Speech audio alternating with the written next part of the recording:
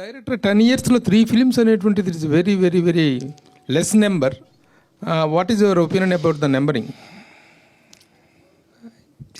అంటే అప్పుడప్పుడు ఆలోచిస్తాను sir, but number is just number అంతే. ఇంకా ఈ just what that project requires it requires. ఇప్పుడు కల్కిని ఎంత కావాలనుకున్నా 2 years 3 years తీయలేను.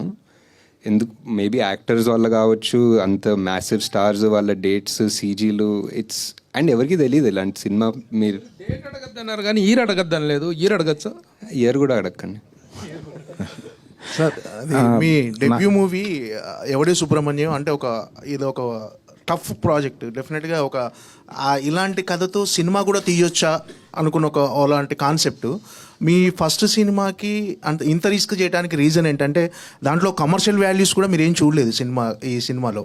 డెఫినెట్గా అంటే మీ మొదటి సినిమాకి మామూలుగా మొదటి సినిమా అంటే డెఫినెట్గా ఒక కమర్షియల్ వాల్యూస్తో చేయాలని అనుకుంటారు అందరూ. మీరు ఎందుకు ఈ ఎవడే సుబ్రహ్మణ్యం లాంటి కథతో డెబ్యూ చేయాలని అనుకున్నారు? అంటే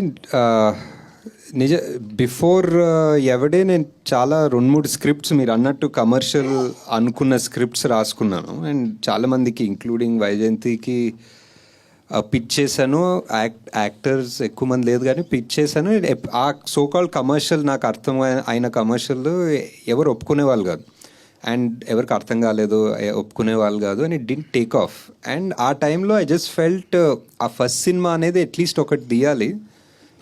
మేబీ చిన్న ఇండిపెండెంట్ సినిమా లాగానో ఒక స్మాల్ బడ్జెట్ సినిమాలాగా తీస్తామని చెప్పి స్టార్ట్ చేసింది ఇది. ఎవరు ప్రొడ్యూస్ చేస్తారని ఒప్పుకుంటాం అనుకోలేదు ఆ టైంలో, బికాజ్ మీరు అన్నట్టే whatever no commercial values whatever. So అలా తీసుకున్నాం. But it turns out this is what నానికి చాలా ఇష్టమైంది, స్వప్న ప్రియాంకకి చాలా ఇష్టమైంది. సో వీళ్ళందరూ ఒప్పుకున్నది ఈ స్క్రిప్ట్కి. సో ఇది యాక్చువల్లీ నా థాట్ ప్రాసెస్ కాదు, వీళ్ళందరి థాట్ ప్రాసెస్ వల్ల ఇది జరిగింది actually. Present audience mind set మారింది సార్. ఇప్పుడున్న అంటే 10 years ఎవడే సుబ్రహ్మణ్యానికి ఇప్పటికీ చాలా డిఫరెన్స్ వచ్చింది ఆడియన్స్ మైండ్ సెట్లో. కానీ జనాలంతా రూటెడ్ స్టోరీస్ బాగా ఇష్టపడుతున్నాడు. అంటే మామూలు ఓటీటీ వల్ల అన్ని లాంగ్వేజ్ల సినిమాలు అంటే ఓల్డ్ సినిమా చూడటం వాటి వల్ల డిఫరెంట్ కాన్సెప్ట్ సినిమాలు ఇప్పుడు రెగ్యులర్గా ఇప్పుడు అవే ఇష్టపడుతున్నారు.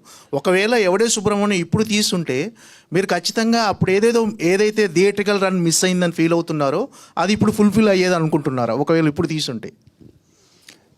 డెఫినెట్లీ అండి. ఐ థింక్ ఎనీథింగ్ అంటే basic reasons are like I think more ఈజీగా రీచ్ అవుతుంది జనాలు. ఫర్ ఎగ్జాంపుల్ ఆ ట్రైలర్, ఇప్పుడు మనం ఒక ట్రైలర్ వదిలితే it reaches more people faster than it reach 10 years ago. And word of mouth spreads faster than it did 10 years ago. Same small things like this only would make a big difference I think. ఈ cinema సక్సెస్తో పాటు మీకు real లైఫ్లో కూడా you find your real love in this film.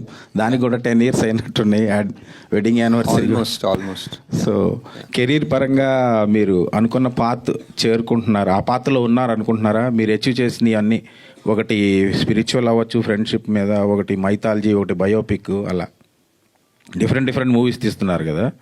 So career పరంగా కూడా మీరు happy అని నేను ఐ థింక్ సో అండి. ఐ థింక్ చేసే ప్రతి సినిమా బేసిక్లీ ఇంకెవరు చేయరు అన్న కాన్సెప్ట్ తోటే వెళ్తున్నాం. Basically as a director or as a producer literally ఇంకెవరు ఆ కాన్సెప్ట్ని ఎలా చేస్తారో ఆర్ ముట్టుకోరు అన్న ప్రాజెక్ట్స్లో చేస్తున్నాం. So I think we are pretty satisfied that they are all successful so far.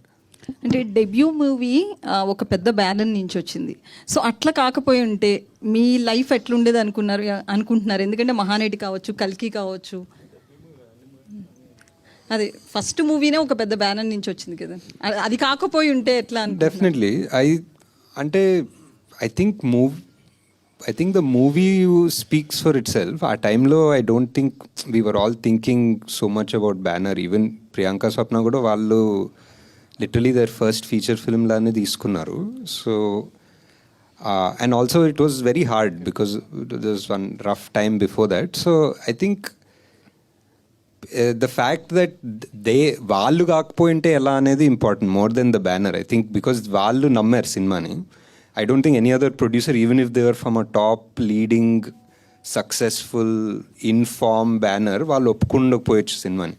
But these people who are not in form, who were sort of down at their first film, they chose it. If they didn't choose it, what would have happened to my career? I have no idea. ఏం చేసేవాడిను, but ఒకవేళ sequel వస్తే next మళ్ళీ వాళ్ళిద్దరిని పెట్టి run చేస్తారు, లేకపోతే కొత్త వాళ్ళని ఏమన్నా తీసుకుంటారు? అసలు ప్లాన్ ఉందండి. ఎవరెవరు మన ఎవడే సుబ్రహ్మణ్యం. ఎవడే సుబ్రహ్మణ్యం ఇంటర్వెల్లో ఒక సంఘటన జరుగుతుంది, దానివల్ల సీక్వెల్ అవ్వదు అనమాట. వాళ్ళ చేతి